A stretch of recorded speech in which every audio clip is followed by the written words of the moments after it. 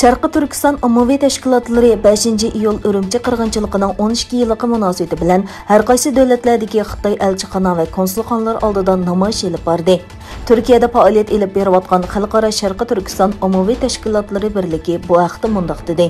Hurmatli axborot xodimlari, sizlarni Urumchi qirg'inchiligi va shahidlarni yod etish maqsadida 5-iyul Istanbuldagi Xitoy konsulxonasi oldida o'tkazmoqchi bo'lgan Urumchi qirg'inchiligidan irqiy qirg'inchilikcha nomli namoyish va axborot e'lon qilish yig'iniga qatnashishga taklif qilamiz. Xitoyning Sharqi Turkistondagi sistemlik zulm, assimilyatsiya va irqiy qirg'inchilikning ochiq aslimalaridan biri bo'lgan Urumchi qirg'inchiligi 2009-yili 7-oyning 5-kuni Urumchida yuz bergan. Gerçi bu azaplık günden 12 yıl ötüp ketken bolsa-mı, amma Sharqi Turkiston xalqi onu unutib qalmadı. 5-iyul Urumchi qirg'inchiligiga 12 yil bo'lgan bugunda Xitoyning Sharqi Turkistondagi sistemlik terrorlik harakati irqiy qirg'inchilikka aylandi.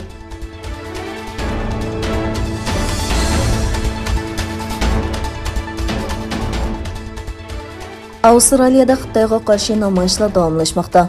7-oyning 2 kuni Avstraliyaning Atlantiki Xitoy konsulxonasi oldida Xitoyning Sharqi Turkistondagi irqiy qirg'inchilikka qarshi namoyish o'tkazildi.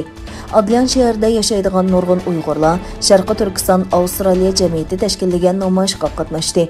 Xitoy konsulxonasi oldida lagerlarda qolsin va irqiy qirg'inchilikni to'xtat deb shiorlar to'lg'an namoyishchilar lozunkalarni ichib, Beijing qishliq olimpik tanharkat musobaqasini boyqut qilishni va irqiy qirg'inchilikni oxirlashtirishni talab qildi.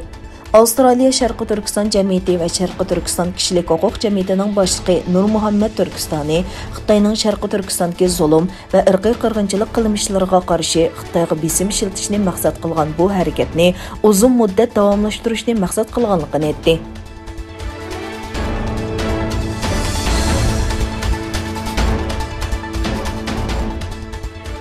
Qozog'istondagi mustaqil ommaviy axborot vositalarining xabarlariga qaraganda, keyingi vaqtlarda Qozog'istonda Xitoyga qarshi kayfiyat yana avj olishga boshlagan.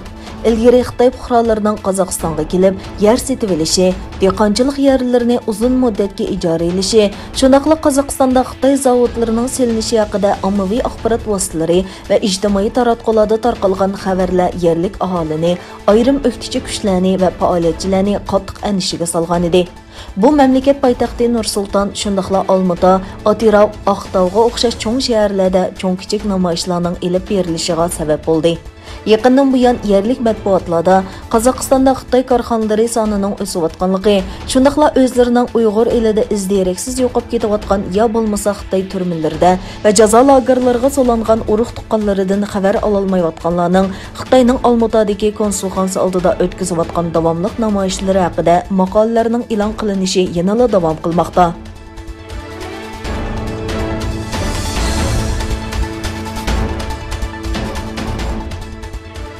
Kreml sarayı bayonotchisi Dmitry Peskov Angliya dengiz armiyasining HMS qo'g'dovchi paraxtining Qora dengizda Qrimga yaqinlashishini ig'vogarchilik deb atadi va Amerikaning bu urinishning orqasida ekanligini o'tirg'a qo'ydi. Kreml bayonotchisi Dmitry Peskov o'zi qatnashgan bir televiziya programmasida kun tartibdagi masalalar haqida to'xtaldi. Peskov Angliya dengiz armiyasi urush paraxti HMSning Qora dengizdagi Qrimga yaqinlashishi va Rossiya urush aeroplanlarining bunga qarshi harakatga o'tishini baholadi hamda bularning orqasida Amerikaning borligini aytdi.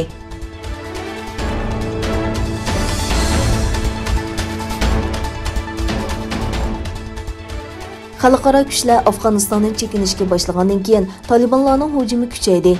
Afg'onistonda yaqinqi 24 soat ichida Badaxshon, Qandihar va Paktiya o'lkasidagi 7 rayon Talibanlarning kontroliga o'tdi.